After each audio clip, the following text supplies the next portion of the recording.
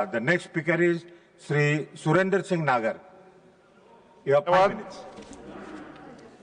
सभापति जी, मैं माननीय मंत्री जी बैठे मेरे सीट पर, मुझे अनुमति इस सीट से बोलने की दी जाए। आपकी अनुमति हो तो मैं यहां से बोल सकता हूं। जी, बोलिए। धन्यवाद। माननीय सभापति जी, मैं आज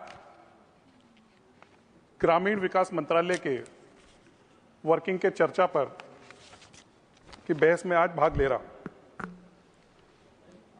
भारत के प्रधानमंत्री आदरणीय नरेंद्र मोदी जी की 2014 की सरकार आने के बाद अगर जो परिवर्तन की मैं बात कहूं, ग्रामीण विकास के प्रति जो सोच मोदी सरकार की है वो आंकड़ों से स्पष्ट होती है। अगर मैं बजट एलोकेशन की बात करूं तो बजट एलोकेशन है 2013-14 में जो बजट था रूरल डेवलपमेंट मिनिस्ट्री का, वो था 74,477 करोड़, और आज ये बजट 1,97,023 करोड़ हो चुका है। ये जो बजट में 2.6 गुना की जो वृद्धि हुई है, ये ग्रामीण विकास के प्रति मोदी सरकार की, देश के प्रधानमंत्री नरेंद्र मोदी जी का जो कमिटमेंट है उसको प्रदर्शित करता है।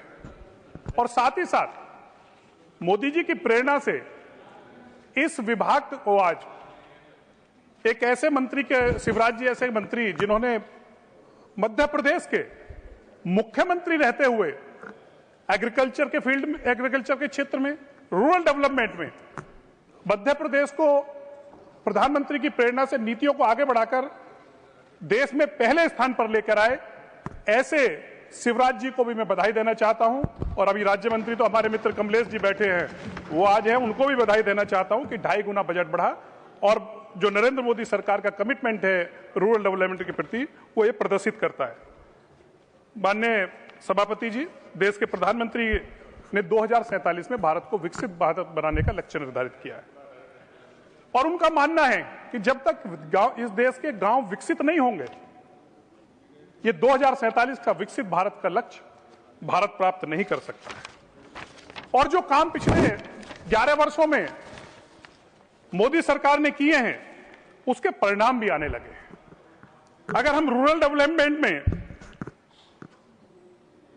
अगर समृद्धि जो रूरल डेवलपमेंट कंजम्पशन की मैं बात करूं तो 76.6 परिवारों ने उपभोग में वृद्धि की है, और इसमें से 39.6 परिवार की जो आय बढ़ी है वो एक साल में बढ़ी है।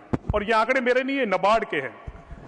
इस सर्वेक्षण में जो शामिल 39.6 परिवार हैं, उनकी आय की वृद्धि की सूचना जो है अभी तक पिछले 6 दौर जो हुए हैं उनमें सबसे ज्यादा है। ये नाबार्ड के जो आंकड़े हैं वो कहते हैं। पर कैपिटा कंजम्पशन की बात करूं अगर रूरल क्षेत्र में तो 2011-12 में इट वाज 1430 रुपए था पर पर्सन।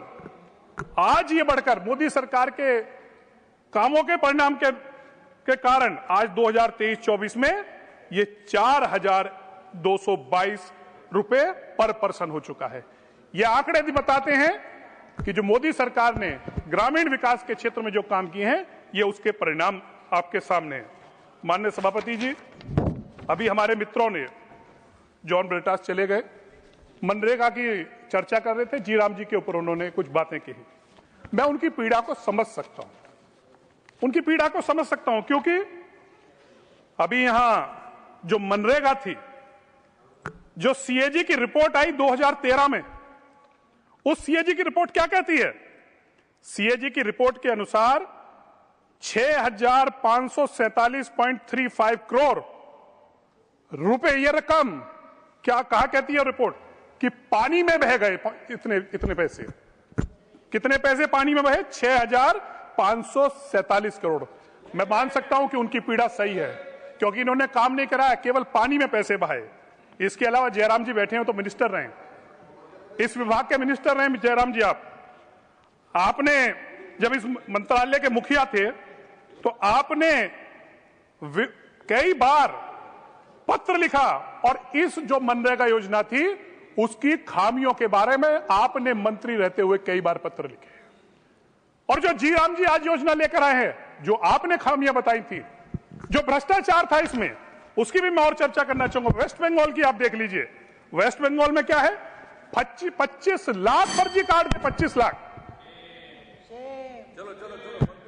लाख फर्जी कार्ड थे।